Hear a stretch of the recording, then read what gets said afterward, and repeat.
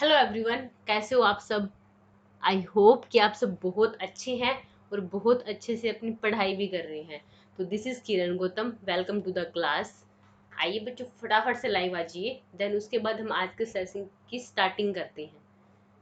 तो इससे पहले हम पार्ट 16 तक डिस्कशन कर चुके हैं।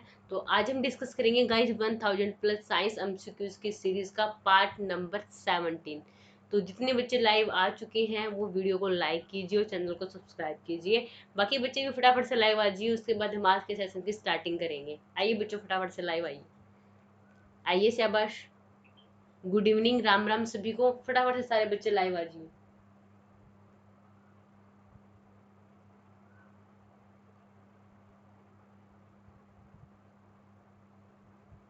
आइए फटाफट से, वेरी गुड, फटाफट से लाइव आ जाइए। चलिए तो बढ़ते हैं आज के सेशन की ओर। और आज के सेशन का फर्स्ट क्वेश्चन आपके सामने है। आपको बताना है कि नेम प्लांट हॉर्मोन्स। यहाँ प्लांट नहीं, सॉरी, आप यहाँ करोगे प्लांट, एन लगाना है आपको यहाँ, प्लांट। ठीक है। तो name plant hormone that is responsible for wilting of leaves. ठीक है। आपको बताना है उस हॉर्मोन्स का नाम जो प्लांट्स यानी कि पौधों के अंदर, विल्टिंग का मतलब होता है गिरना, सूखना, पत्तियों का झड़ना। ठीक है। तो वो जो ग्रोथ को रोक देता है, एक तरह से प्लांट की ग्रोथ को रोक देता है, उस हार्मोन का नाम आपको बताना है। ऑप्शन ए आपके पास है auxin, option B gibberellin, option C abscisic या फिर ऑप्शन डी इथाइलिन। बताइए शाबाश। चार ऑप्शन है आपके पास, आपको फटाफट से इसका राइट आंसर बताना है। और बताना है कि कौन सा ऐसा प्लांट हार्मोन है जो कि प्लांट्स के अंदर विल्टिंग, उसकी ग्रोथ को डाउन करने में, उसकी पत्तियों के झड़ने में सहायक होता है। तो बताइए शाबाश, फटाफट से कमेंट कीजिए।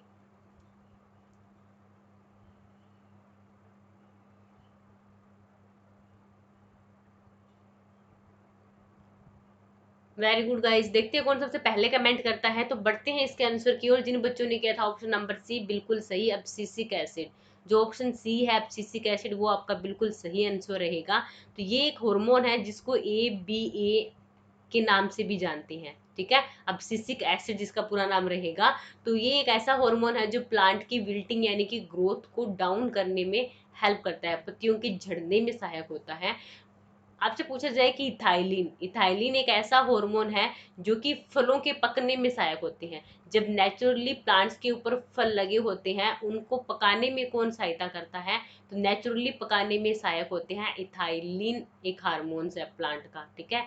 ये दोनों ऐसे हार्मोन है जो प्लांट की ग्रोथ को बढ़ाने में हेल्प करते हैं। ठीक है। शूट रूट की जो प्लांट्स ग्रोथ बढ़ती है, तो उन प्लांट की ग्रोथ को बढ़ाने में हेल्पफुल होते हैं ये दोनों हार्मोन्स। ठीक है। बढ़ते हैं नेक्स्ट क्वेश्चन पे। क्वेश्चन नंबर सेकंड आपके सामने है। आपको बताना है oxygen liberated during photosynthesis is coming from.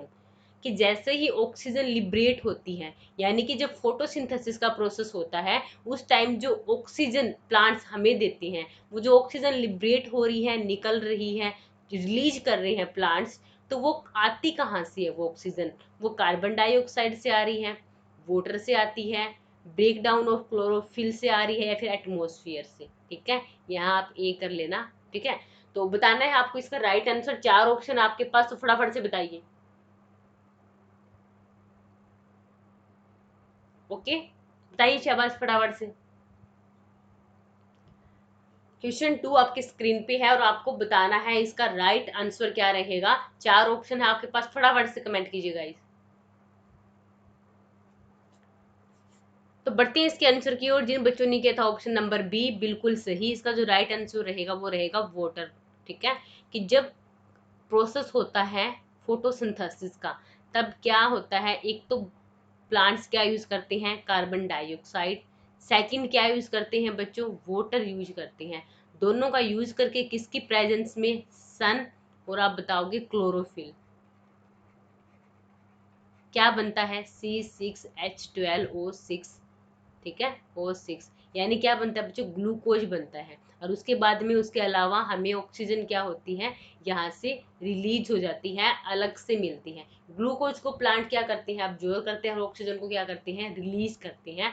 तो पूछा गया था कि ये ऑक्सीजन आई कहाँ से थी, तो ये ऑक्सीजन आई थी वाटर से। वाटर का फॉर्मूला होता है H2O। तो ये जो आपके H होते हैं ये ग्लूकोज में यहाँ हेल्पफुल होते हैं।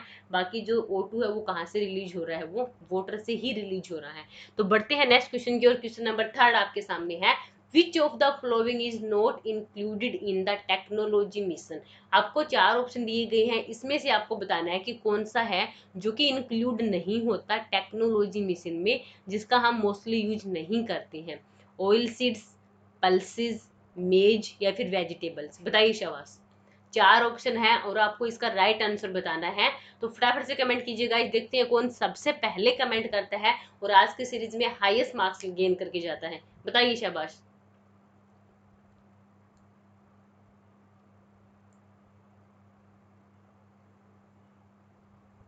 फटाफट से आंसर कीजिए, 30 सेकेंड्स का ही टाइम होता है आंसर करने के लिए, तो फटाफट से आंसर कीजिए। चलिए बढ़ते हैं इसके आंसर की ओर। जिन बच्चों ने किया था ऑप्शन नंबर डी बिल्कुल सही, वेजिटेबल्स। ठीक है, ऑयल सीड्स जो हैं जिन पे बहुत सारे काम्स होते हैं, क्वेश्चंस आते हैं, पल्सेस, मेज। ठीक है, तो जो नहीं इंक्लूड होता टेक्नोलॉजी मिशन में वो आपका रहेगा वेजिटेबल्स। ठीक है, बढ़ते हैं नेक्स्ट क्वेश्चन की ओर। क्वेश्चन नंबर 4 आपकी स्क्रीन पे है। आप बताइए कि who discovered sex hormone. Sex hormone को किसने डिस्कवर किया था, ड्रेशर ने, यूगन स्टेनच ने, या फिर एडवर्ड कैल्विन ने, या फिर आप बताओगे सैमुअल कोहन ने। बताइए शाबाश।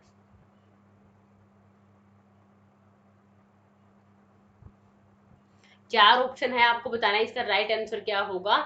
आपको बताना है कि किसने डिस्कवर किया था सेक्स हार्मोन को।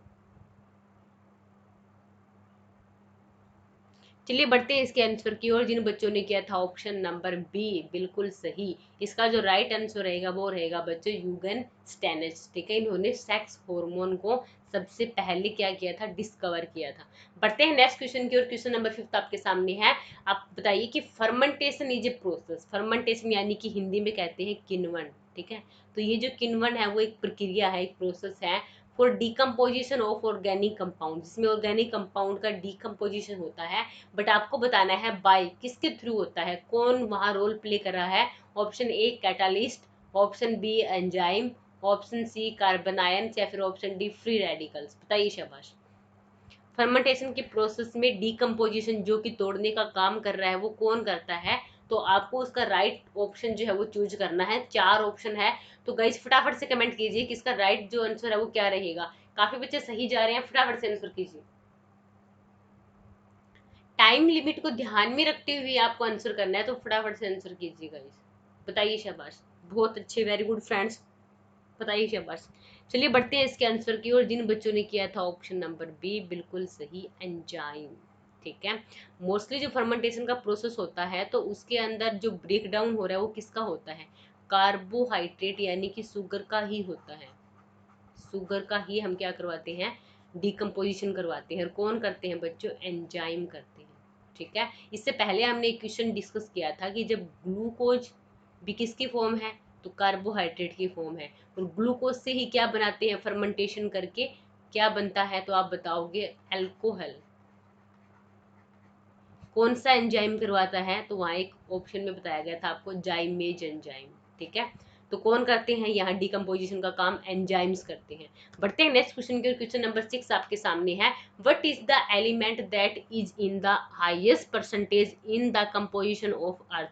आपके पास 4 ऑप्शन है, आपको बताना है कि हमारे पूरे अर्थ के अंदर है, मतलब हमारा जो अर्थ है उसमें हाईएस्ट परसेंटेज किसकी है, कौन से एलिमेंट की है। Option A silicon, option B oxygen, option C magnesium, और ऑप्शन डी आयरन। बताइए शाबाश।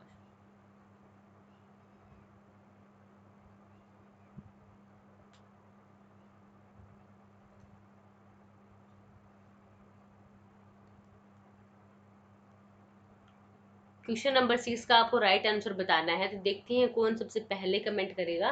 बताइए शाबाश, very good guys, come on, answer कीजिए। चलिए बढ़ते हैं इसके आंसर की ओर। जिन बच्चों ने किया था ऑप्शन नंबर बी बिल्कुल सही, ऑक्सीजन। तो यहाँ पूरे अर्थ के ऊपर सबसे ज्यादा एलिमेंट कौन सा पाया जाता है बच्चों, ऑक्सीजन मिलता है। एटमॉस्फेयर में पूछा जाए तो नाइट्रोजन। अर्थ पे पूछा जाए तो आप बताओगे ऑक्सीजन, ठीक है, जो कि 46 to 47 के आसपास क्या मिलता है, अमाउंट में मिलता है। बढ़ते हैं नेक्स्ट क्वेश्चन के। क्वेश्चन नंबर 7 आपकी स्क्रीन पे है, formation of ozone hole is maximum over. इससे पहले हमने डिस्कस किया था कि हमारे चारों ओर हमारे जो स्ट्रेटोस्फियर यानी कि जो एटमॉस्फेयर के भी चारों ओर, अर्थ के चारों ओर एक लेयर होती है, ठीक है, जिसको कहा जाता है ओजोन लेयर।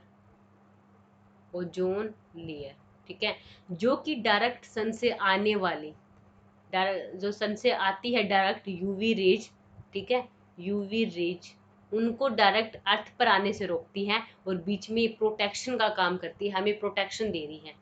ये जो ओजोन आपका होल है, अगर यहाँ होल हो जाता है तो वो जो सन की रेज है वो डायरेक्ट कहाँ आएगी, अर्थ पे आएगी, और ये काफ़ी हार्मफुल रेज होती है।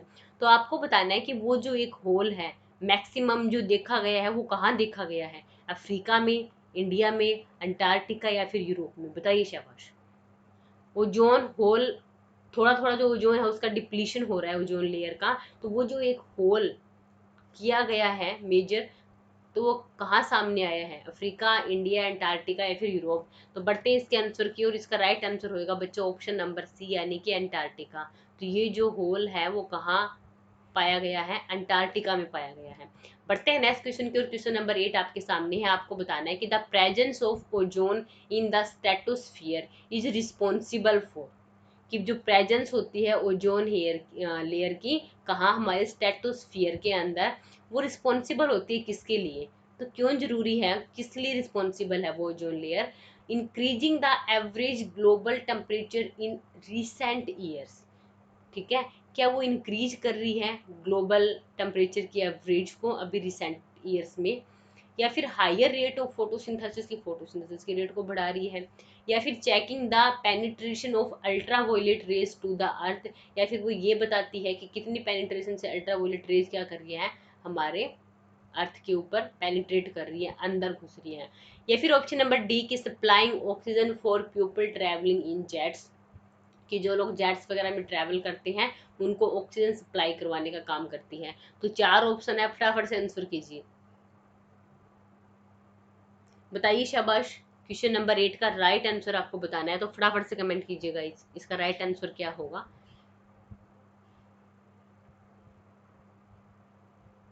चलिए बढ़ते हैं इसके आंसर की ओर, करते हैं डिस्कशन। इसका जो राइट आंसर होगा वो होगा ऑप्शन नंबर सी, और जिन बच्चों ने किया था ऑप्शन नंबर सी बिल्कुल सही, ये चेक करती है पेनिट्रेशन ऑफ अल्ट्रावायलेट। अभी कहा था कि इसका काम क्या होता है, वो डायरेक्ट सन से आने वाली यूवी रेज से क्या करती है, हमें प्रोटेक्ट करती है, तो वो किस पेनिट्रेशन से एंटर कर रही है, ठीक है, वो जो अल्ट्रावायलेट रेज है यानी कि यूवी रेज, वो अर्थ के अंदर किस पेनिट्रेशन से एंटर कर रही है उसकी चेकिंग करने के लिए भी किसका यूज होता है, ओजोन का, ठीक है। बढ़ते हैं नेक्स्ट क्वेश्चन की ओर। क्वेश्चन नंबर 9 आपके स्क्रीन पर है। आप बताइए कि the advantage of detergents over soap, कि डिटर्जेंट्स का क्या एडवांटेज है ओवर सोप, सोप के कंपैरिजन में। आपको सोप के कंपैरिजन में डिटर्जेंट का एक बेनिफिट, एक फायदा, एक एडवांटेज बतानी है। ऑप्शन ए है कि detergent are soluble in water, सबको पता है कि डिटर्जेंट जो क्या करता है, सोल्यूबल होता है कहाँ, वाटर में।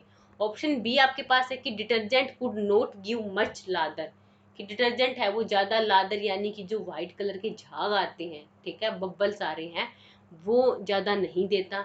या फिर detergent give lather even with hard water, या फिर जो डिटर्जेंट है वो लादर यानी कि जो झाग होते हैं वाइट कलर का, वो जो मास है वो ज़्यादा देते हैं इवन की हार्ड वाटर में भी एज कम्पेयर टू सोप। या फिर soap give lather with only soft water, या फिर जो सोप है वो सिर्फ आपको बताना है कि कहाँ बबल्स देती है, सिर्फ सॉफ्ट वाटर में। बट यहाँ सिर्फ आपने सोप का बताया हुआ है, बट आपको वो आंसर चूज करना है जहाँ डिटर्जेंट का बेनिफिट बताया गया हो एज कंपेयर टू सोप। बताइए शाबाश।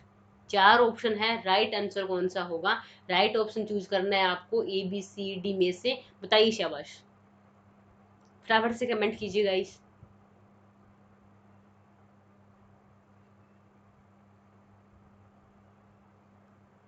चलिए बढ़ते हैं इसके आंसर की ओर। जिन बच्चों ने किया था ऑप्शन नंबर सी बिल्कुल सही, तो इसका जो राइट आंसर है वो रहेगा C, detergent give lather even with hard water, ठीक है, कि डिटर्जेंट जो है वो लादर यानी कि बबल्स झाग देते हैं, इवन कि हार्ड वाटर में। तो सॉफ्ट वाटर में तो डिटर्जेंट जो है वो बबल्स देता ही देता है, इवन कि वो हार्ड वाटर में भी क्या देता है, झाग देता है, बबल्स देता है, जो कि शो अप नहीं कर पाते। ठीक है, तो ये एक एडवांटेज है किसकी, डिटर्जेंट की।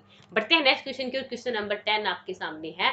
Name the branch of science that deals with study of ants. Ant की स्टडी को क्या कहा जाता है। ठीक है, आंट होती है चींटियां ना, चींटियां। ठीक है, तो चींटियों की स्टडी को क्या कहा जाता है। आपको वो नाम बताना है जहाँ चींटियों की स्टडी के साथ साइंस क्या करती है, डील्स करती है। Option A entomology, option B myrmecology, option C arachnology, option D herpetology. बताइए क्या बस, 4 ऑप्शन है और आपको इसमें से राइट जो ऑप्शन है वो चूज करना है। तो बताइए कौन सा इसमें से राइट आंसर होगा।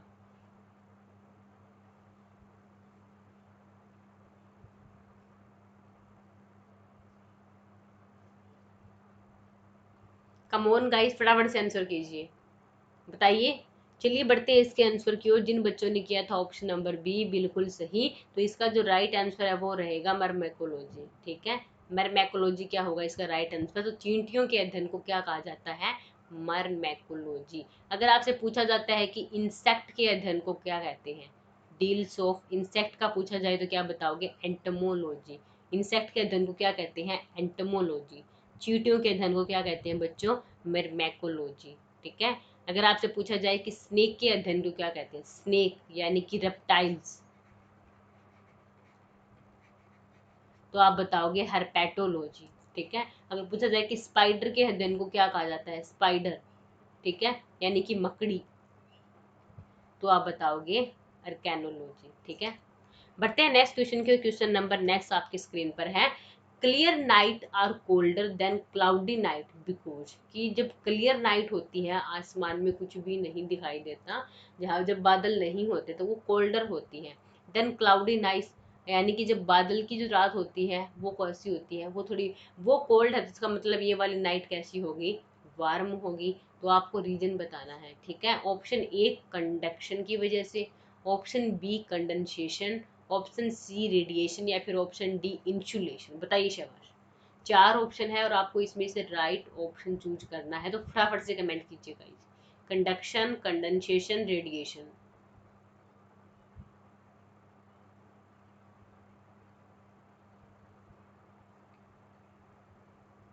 तो चलिए बढ़ते हैं इसके आंसर की ओर। तो इसका जो राइट आंसर है वो रहेगा आपका ऑप्शन नंबर सी, रेडिएशन। ठीक है, तो जो राइट आंसर है वो इसका रहेगा रेडिएशन।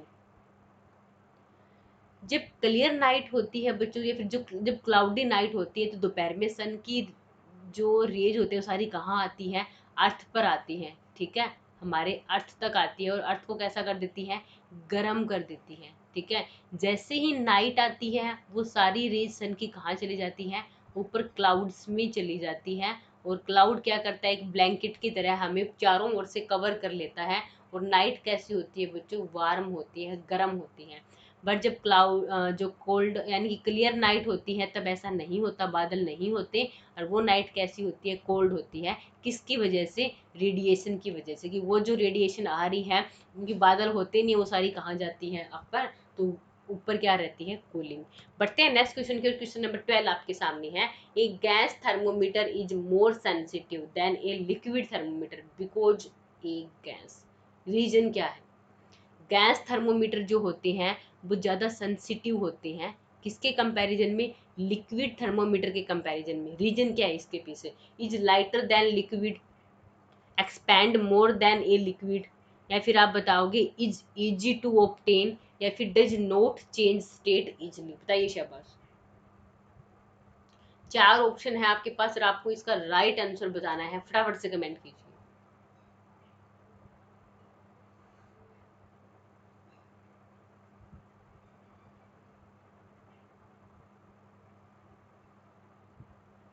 चलिए बढ़ते हैं इसके आंसर की ओर। जिन बच्चों ने किया था ऑप्शन नंबर डी बिल्कुल सही, कि does not change state easily. ठीक है, क्योंकि गैस क्या नहीं करता, इजिली अपनी स्टेट को चेंज नहीं करता। ठीक है, लिक्विड है वो क्या हो जाता है, जल्दी अपने स्टेट को चेंज कर लेगा, बट गैस इजिली चेंज नहीं करती है अपने स्टेट को। यही रीजन है कि ज़्यादा सेंसिटिव होता है किसके कंपैरिजन में, लिक्विड थर्मोमीटर के कंपैरिजन में, ठीक है, इसलिए इसको यूज किया। बढ़ते हैं नेक्स्ट क्वेश्चन की। क्वेश्चन नंबर 13 आपके सामने है, which one of the following is use for sun glasses. जब सन का ग्लासेस यानी कि सन ग्लासेस जो स्पेक्स लगाए जाते हैं धूप में जाने के लिए, ठीक है, सन ग्लासेस का यूज करते हैं, तो उसमें कौन सा ग्लास पाया जाता है, कौन से टाइप का ग्लास यूज करते हैं सन ग्लासेस में। Option A Pyrex glass, option B flint glass, option C Crookes glass, या फिर ऑप्शन डी क्रिस्टल ग्लास। बताइए शाबाश। इन चार ऑप्शन में से आपको एक राइट ऑप्शन चूज करना है, तो फटाफट से आंसर कीजिए कि इसका जो राइट आंसर है वो क्या रहेगा, Pyrex glass, flint glass, crook glass, या फिर क्रिस्टल ग्लास।